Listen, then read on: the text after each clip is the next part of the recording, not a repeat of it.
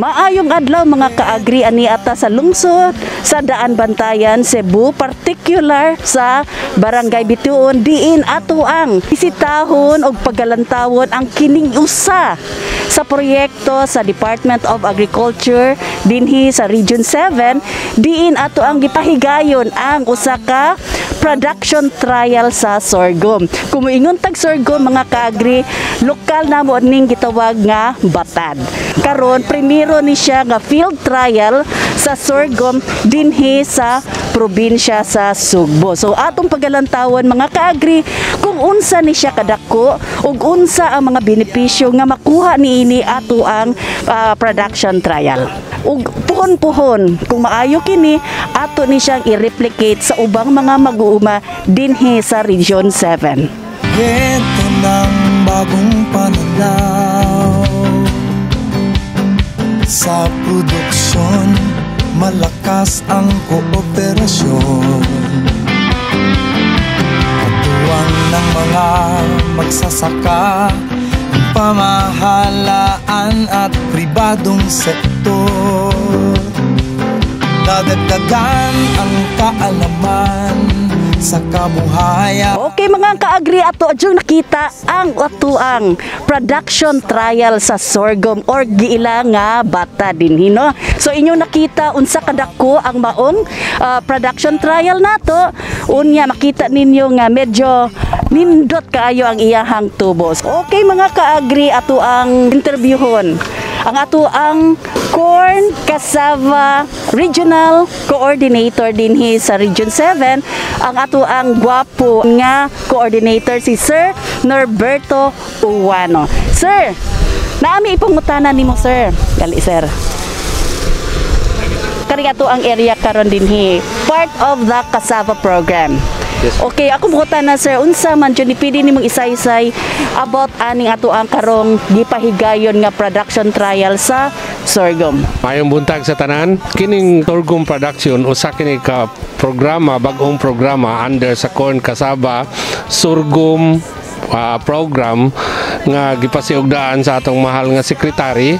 Onya bag-o natong gi-introduce dinhi sa Region 7, specifically naa nato ang atong production trial na dinhi sa lungsod sa Daan Bantayan.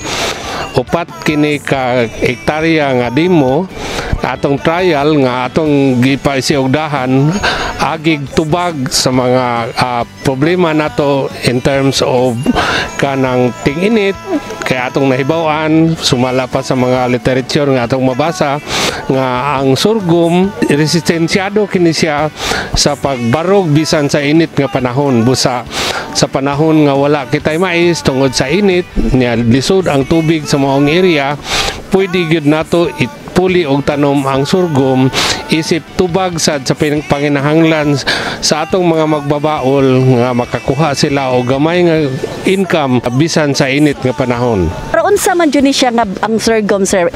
Daghan sa tibuok kalibutan ang establisar na og mga gamit sa sorghum. Usa ni ana atong nahibaw-an nga ang sorghum gamit kayo para pagpakaon sa atong mga kahayupan. Mabunga man siya or ang iyang stock, so pwede gid siya para sa atong hayupan.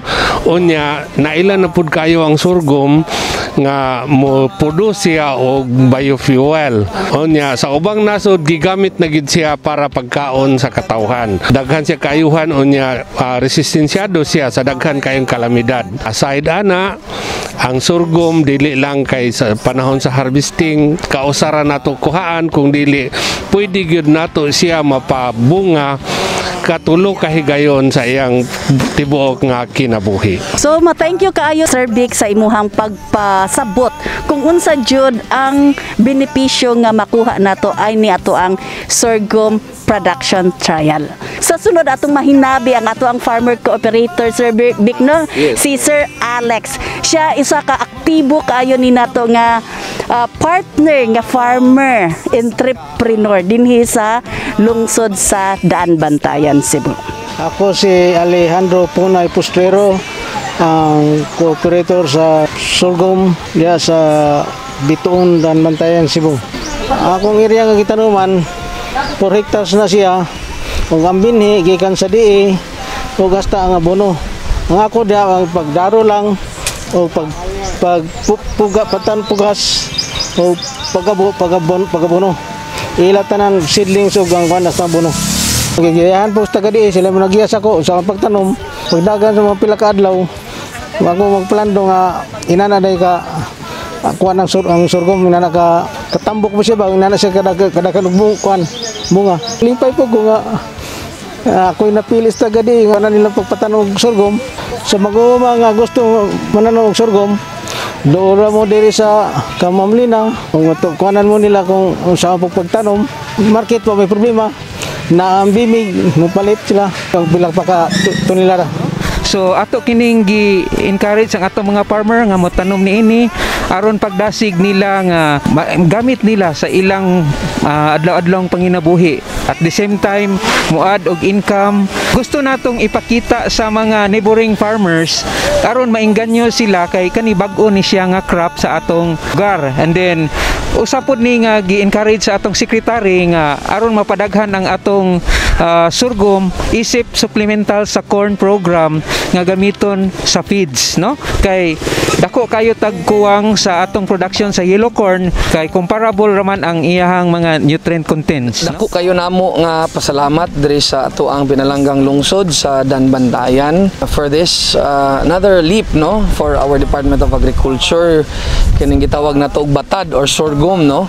So I have just learned nga parinte din siya sa mais, and then a very good crop for our chickens, no, sa ato ang mga livestocks, and hopefully nga ma-develop pod kay as I have learned nga maayo pod kaayo nga alternative for mais, no, or corn. And again, we are very grateful for the Department of Agriculture for always helping us dire sa atong pinalanggang lungsod, and of course to the whole province of Cebu. Mabuhi kamo dihang tanan. Sa ato ang mga kaigsuunan, ilabi na sa mga farmers, padayon lang gyud, although sa aning kalisod sa maong pandemya nga atong giatubang karon, padayon lang ta, although hinay-hinay lang, basta kitang tanan luwas og himsog lang kanunay. And hopefully nga with the help of the Department of Agriculture in close coordination with the local government unit of Danbantayan, malampasan ni natong tanan og sa hinahinay mulambo lang gyapon ato ang panginabuhian ilabi na sa aspeto sa agrikultura. Daghang salamat. So mga ka-agri, hangtod sa sunod higayon kini ang inyong agri patroller si Cheryl de la Victoria sa Rafis.